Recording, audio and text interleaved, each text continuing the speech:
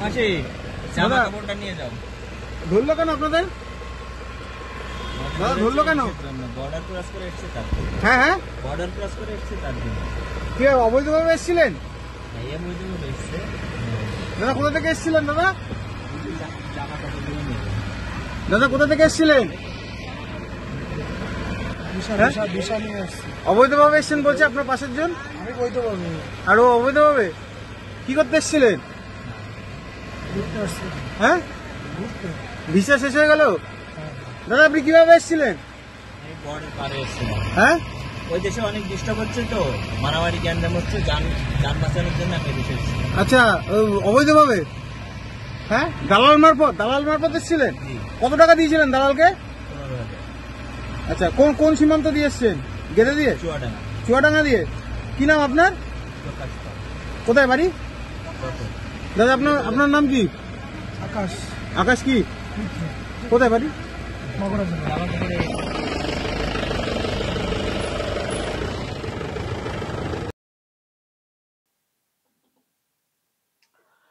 আরো 2 বাংলাদেশি গ্রেপ্তার।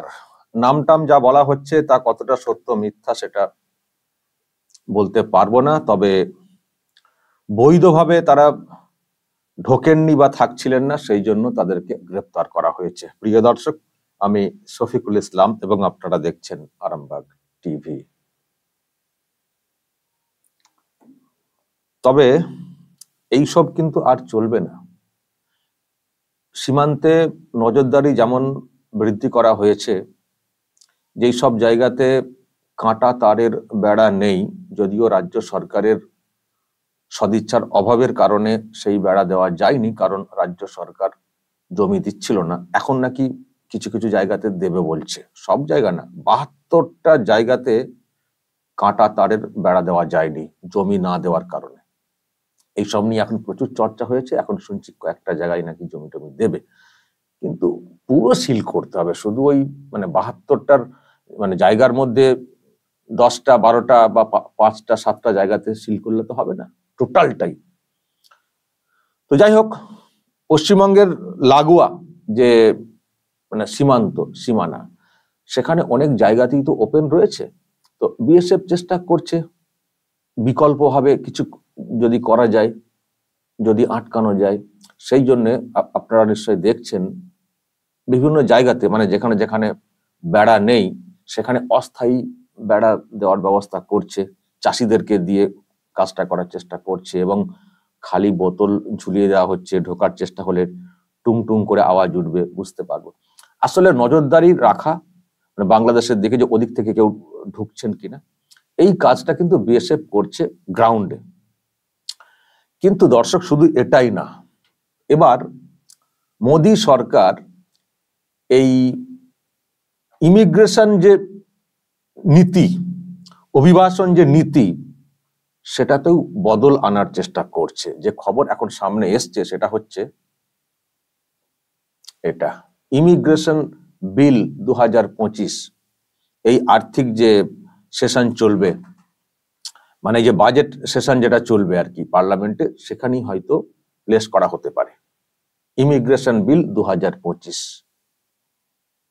একটা নতুন পদক্ষেপ, নতুন একটা উদ্যোগ, সেটা আমরা এখন জানতে পারছি। যদিও ডিটেলস এখনো জানা যাচ্ছে না যে কি কি সব পরিবর্তন আনা হবে নিয়মের ক্ষেত্রে। এই যে বিদেশ থেকে লোকজন যারা আসা এন্ট্রি করা, তার কি সব নিয়ম কানুন, কতদিন প্রথম ধাপে থাকতে পারবেন, কোন দেশের ক্ষেত্রে কি নিয়ম, একটা টোটাল একটা তৈরি হচ্ছে, সেটা প্রকাশ্যে আনা হবে। কারণ এখন যেভাবে চলছিল, অনেক আগের সব সিস্টেম, সেই ব্রিটিশ আমলের, যারা বিদেশ থেকে আসেন ভারতে, তাদের এখানে রাখা, রেজিস্টার করা, এইসব ক্ষেত্রে এইসব যে ছিল অ্যাক্ট গুলো, আইনগুলো, সেই সব ফলো করে হতো। কিন্তু সে তো অনেক দিন চলে গেছে। আর তাছাড়া এখন যে একটা সমস্যা তৈরি হয়েছে ভারতের ক্ষেত্রে, বিশেষ করে হচ্ছে যে বাংলাদেশি যে অনুপ্রবেশ, অনেক রোহিঙ্গা অলরেডি ঢুকে পড়েছে, আরো লোকজন ঢুকছে, থেকে যাচ্ছে, এবং অনেকে চেষ্টাও হয়তো করছেন যে বৈধভাবে থাকতে শুরু করে দেবো ভারতে। কিন্তু সেটাও দেখতে হবে চাইলেই সবাইকে দেওয়া যায় না, কিন্তু এগুলোকে কন্ট্রোল করতে গেলে নিয়ম নীতির একটা পরিবর্তন আনতে হবে, নিয়ম নীতির একটা পরিবর্তন আনতে হবে। ইমিগ্রেশন যে নীতি, অভিবাসন যে নীতি, তার চেঞ্জ আনতে হবে। তো সেটা কোথাও মানে তাগিদ মনে করছে কেন্দ্রীয় সরকার এই প্রেক্ষাপটে যা চলছে ভারতে। আবার বলছি, সব থেকে বেশি উদ্বেগের জায়গাটা হচ্ছে বাংলাদেশ, সব থেকে বেশি উদ্বেগের, কারণ ওখান থেকে বেশি লোক ঢুকে পড়ার চেষ্টা করছেন। মানে অবৈধভাবে বর্ডার টপকে এইসব হচ্ছে, তারপরে ওই ভিসা নিয়ে ঢুকে পড়া, তারপর ভিসার মেয়াদ শেষ থেকে যাওয়া, সব নানান মানে কৌশল। তো এই জন্য ওই ভিসা নিয়ে ঢুকলেও তারপরে যাতে তারা কোনোভাবে থেকে যেতে না পারেন, সেক্ষেত্রে আরো অনেক সব নিয়ম কানুন, মনিটরিং সিস্টেম, এভরিথিং করতে হবে। যদিও এখনো সিস্টেম আছে, কিন্তু সেটা কোথাও পর্যাপ্ত না। সেই জন্যই দর্শক যেটা মনে করা হচ্ছে যে নতুন যে বিল আনতে চাইছে মোদী সরকার, তার মধ্যে আরো অনেক ব্যবস্থাপনা থাকবে, অনেক কড়াকড়ি ব্যাপার থাকবে। যেমন দেখছেন ডোনাল্ড ট্রাম্প, উনিও তো চেষ্টা করছেন অবৈধ অনুপ্রবেশ আটকানো বা অবৈধভাবে লোকজনকে থাকতে না দেওয়া, সেসব ক্ষেত্রে করার জন্য অনেক সব আইন কানুন, নিয়ম কানুন চেঞ্জ করছেন। তো মোদী সরকারও ফিল করছে, নরেন্দ্র মোদী ফিল করেছেন, হোম ডিপার্টমেন্ট ফিল করেছে যে সিস্টেম ছিল বা এখনো আছে, যেটার উপরে বেস করে এসব চলছে, ওইসব পরিবর্তন করে নতুন সিস্টেমে বর্তমানে যা যা প্রয়োজন সেইগুলোকে মাথায় রেখে, মানে এইগুলোকে আটকানোর জন্য যা যা করণীয় সেইগুলোকে মাথায় রেখে নতুন করে মানে তৈরি করতে হবে, নীতি তৈরি করতে হবে, নতুন করে সিস্টেম তৈরি করতে হবে। এটা খুবই প্রয়োজন। সেই জন্যই দর্শক যেটা মনে করা হচ্ছে আর কি, যে এই বিল, এই সেশন যেটা পার্লামেন্টে বাজেট সেশন শুরু হচ্ছে, সেখানেই হয়তো প্লেস করা হতে পারে। মোট 16টা বিল আসবে, যেটা মানে এই সেশনে বলা হচ্ছে।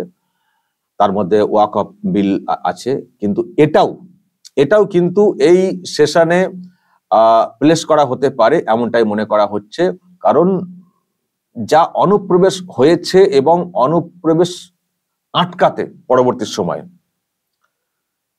মানে এই ধরনের উদ্যোগের প্রয়োজন রয়েছে, সেই জন্য নতুন বিল আনার চেষ্টা হচ্ছে। আমি আবার বলছি, ডিটেলস এখনো প্রকাশ্যে আসেনি এই বিলের মধ্যে কি থাকছে, কি নিয়ম, কোন দেশের জন্য কি নিয়ম, আলাদা করে কিছু থাকবে কিনা, ইউরোপের কান্ট্রি, তাদের ক্ষেত্রে এশিয়ার উপমহাদেশ হতে পারে, দেশ বিশেষে অনেক সিস্টেম থাকতেও পারে, কিছু আলাদা আলাদা নিয়ম কানুন হলেও হতে পারে।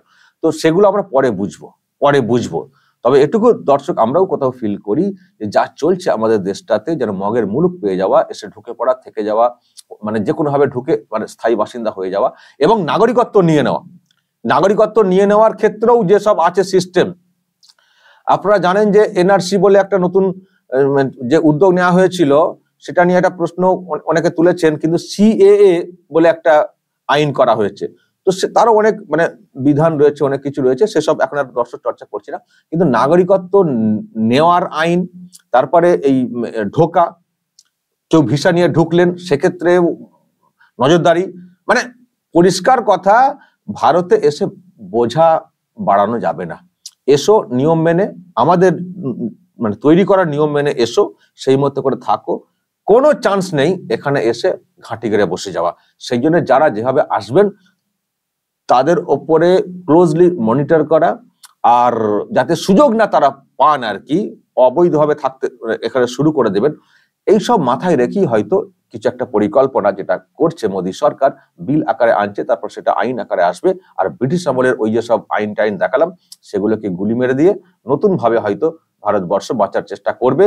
এবং এই সব করলে, যদি ওই অবৈধভাবে ঢুকে গিয়ে এখানে ওই ভিসার মেয়াদ শেষ হয়ে গেছে বলে ঢুকে পড়লাম, থাকতে শুরু করে দিলাম, বা বর্ডার টপকে চলে এলাম, যদি এই সবগুলোকে অনেক বেশি করে আটকানো যায়, তো ভালো উদ্যোগ, এটা বলার কোনো অপেক্ষা রাখে না।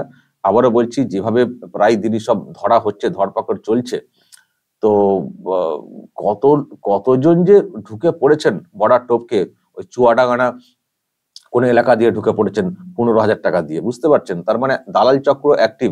তো ওই যে যেটা বলছি, কি বলুন তো দর্শক, যদি প্রপারলি তারের বেড়া থাকে না, টোটাল সিল করা, সেক্ষেত্রে নজরদারি চালানোটা অনেক সুবিধে। আর ওই যে ফাঁকা জায়গা, আর ওই শাসকের লোকজনদের তো বুঝতেই পারছেন, চক্র চালানো, টাকা পয়সা তারা নিচ্ছেন, ঢুকিয়ে দিচ্ছেন।